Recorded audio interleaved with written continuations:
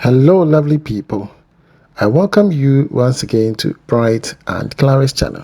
Thank you all for clicking. This is episode 5 on Project Nhyira. Alright, so we are back again in Kumasi and we are on the apartment that I explained vividly in episode 4. Okay, if you watch episode 1, 2, 3, and 4 leading to episode 5, you will understand where we are coming from. So to your left on your screen is an apartment, to your right is a residence. To your left is a 2-bedroom apartment on the ground and the first floor, and to your right is a 5-bedroom from the ground floor to the first floor. It's a complete residence that we are putting up for our client. At the moment, we are focusing on the left, which is the apartment. Okay, extreme left hand side from your viewing point. On your left hand side, we are building the 2-bedroom apartment both on the ground floor and then on the first floor. Okay, once we are done, we will move on to the extreme right hand side.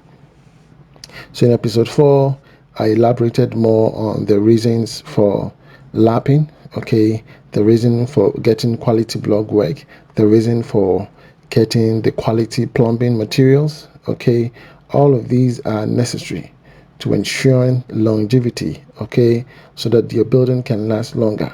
Make sure that you're using the right type of cement, okay, 42.5R, okay.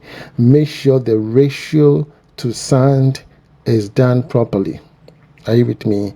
I think there was some back and forth with myself and the client with regards to cement quantity. You know, most often than not, people can just mix one bag with 3 wheelbarrows or 4 wheelbarrows when you're not there. In fact, my mason, he deals with cement a lot. Yeah, he doesn't joke with cement because for him, I say Danny, you seen it once, you ain't seen me, you know. You seen it once. You know, it's better to build once than to build twice. You know, the same thing, you want to build it twice. Why will you do that?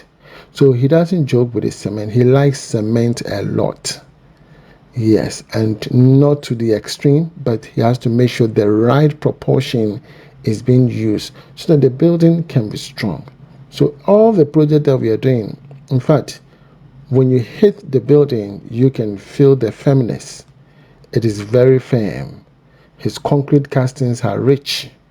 Mortars are rich. You understand? And these are some of the things that I like about him.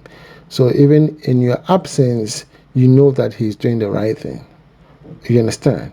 You don't have to be there all the time watching him. For cement gum, now and I mean, you add more cement. No. He himself is already aware. He doesn't want to repeat the same work twice. And besides, I will not pay you for the second one. So why do it twice then? Just do it once. You understand? So those are some of the things that I like about some of these artisans when I keep them. Others that perhaps are proven stubborn, I just lay you off and then I move on with another mason. Yeah, this is business and this is people's hard-earned money. I'm not here to jeopardize and to ruin my reputation. And for that matter, I'm very, very firm on the ground. And I don't joke at all, especially on these artisans. The least lenient you become, they take advantage. You understand? So I'm extremely hard and I don't joke because, again, this is someone else's hard-earned money. Yes. So here we are after reaching the level that we want, especially with the new height that I'm always propagating about. Previously, we used to build houses and the door height is 7 feet. You understand? But we don't do that anymore. We've gone past 7 feet. Now, every door height is 8 feet. So we apply 8 feet in all the projects that we are doing. The door height should be 8 feet. That means your floor to ceiling height should be more than 12 feet. It should be about 13 or even close to 14 feet.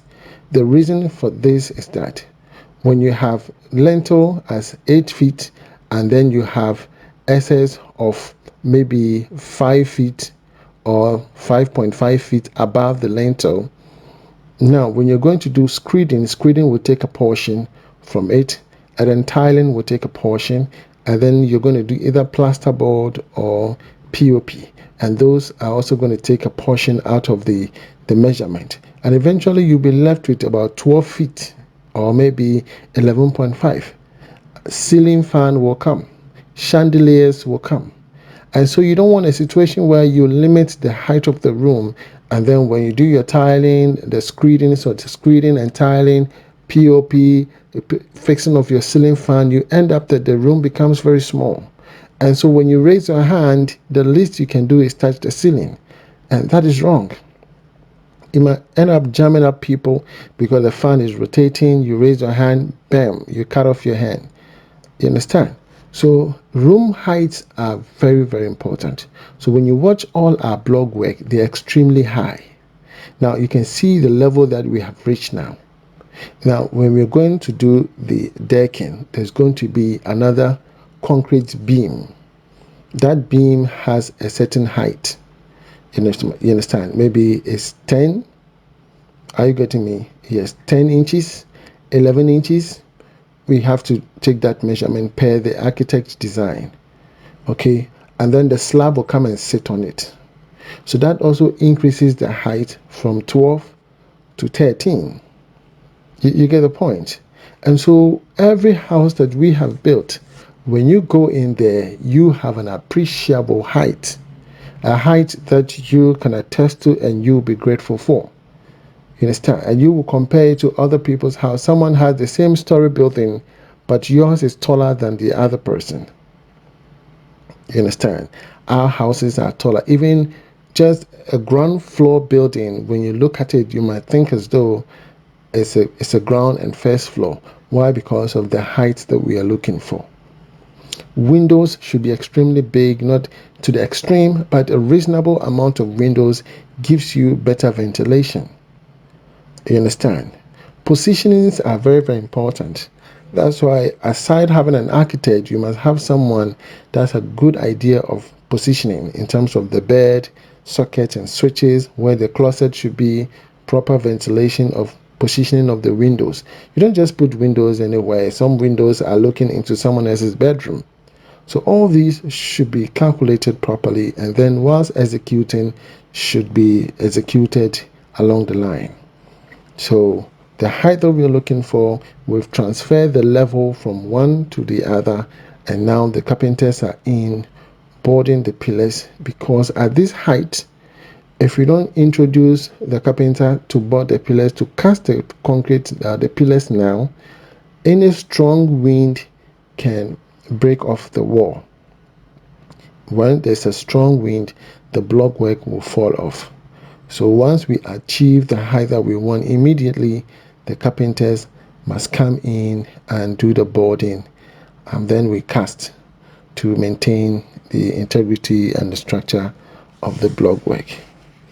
You understand? So this is how we do the work proper, and we put our client, in a position where they feel comfortable. They can work extremely hard and send money, so that they know that their house is progressively moving forward. There's an onward progression. It is moving steadily. You understand? Yes. But areas where you don't see any progress, you don't feel like sending money. But we are working on the clock 24/7. In fact, the 24-hour economy is on my side already. I am working 24/7. Day in, day out, there's no break for me. I am working every day. My phone is busy. I'm talking. I'm project monitoring. I'm reviewing project. I'm preparing estimates. All these are important. You understand? Yes, because I have found my purpose. Yes. When you find purpose, excuse is inevitable. Yes. Yes, I have found a purpose, and this is my calling. I truly love what I do. I'm super excited.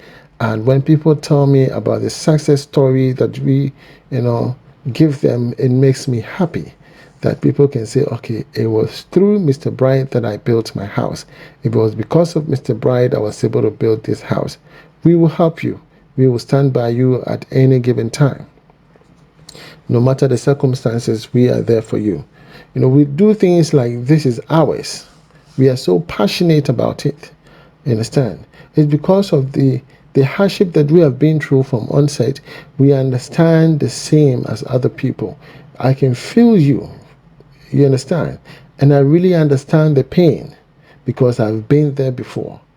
I have been there before. And for that matter, I'm able to sync properly with you. I synchronize with you. And that is why I'm able to do all this when a lot of people don't even know who I am.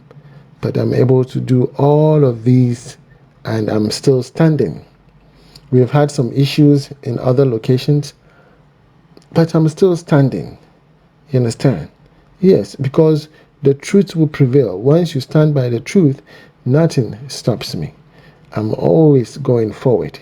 And I must applaud all of you for your enormous support, okay, day in, day out. There are negative energies, positive energy. I try to channel everything towards a very positive one. I convert all the negative one to a positive one.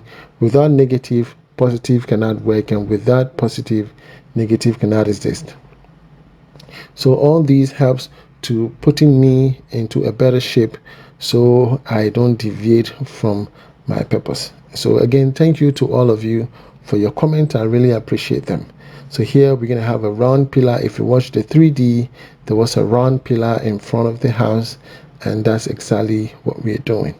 So you can see that the apartment is already up there. Join me once again and watch episode 6, where you get to see the full glimpse of the pillars that have been cast and the remaining works that were done in spite of the bitumen waterproof coating and all of that. From me to you, it's shalom. If you're not yet subscribed, please do hit the notification and post me on post notification. Shalom. God bless you. Bye bye.